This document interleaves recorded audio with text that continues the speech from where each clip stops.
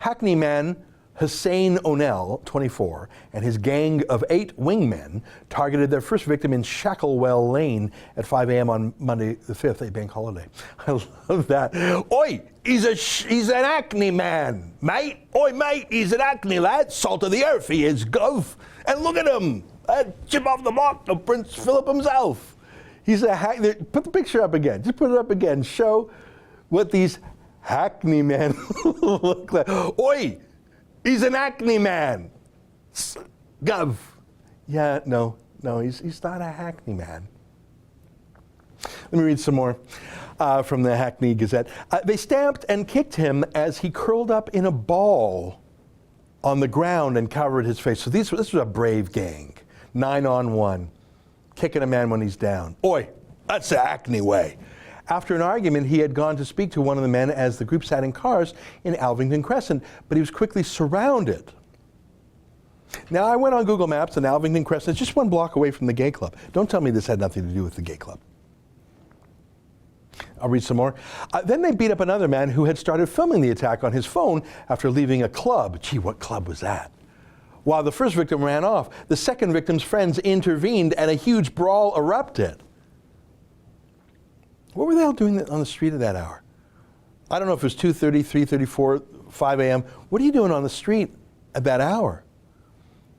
I really think they were coming out of the club or milling around after coming out of the club, but let me read some more.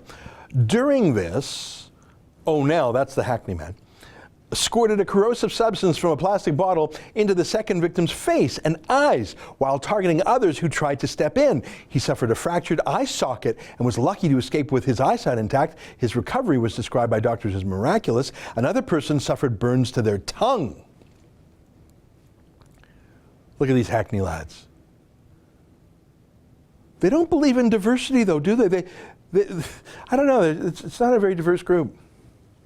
They got in their car at that hour with a plan. They prepared these bottles of acid in advance. This wasn't a spur-of-the-moment spontaneous thing. They went to the gay club with acid in their car. This was a plan. How is that different from a terrorist attack, really? The suspects then, let me read some more. The suspects then got into 3 cars and drove from the scene shouting homophobic comments at members of the group and claiming that they run Hackney. Oi, mate, we'll get you again.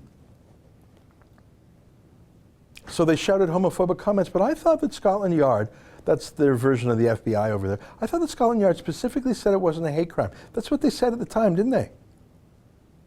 Now, I mentioned the one thug, the Hackney man, got a 17-year sentence, but others got far less. A couple of the acid throwers got 14 years, so they'll be out in 3. But look at the rest of the sentences. 30 months, 27 months, 9 months, 2 years, 18 months. 18 months, he'll be out by summertime.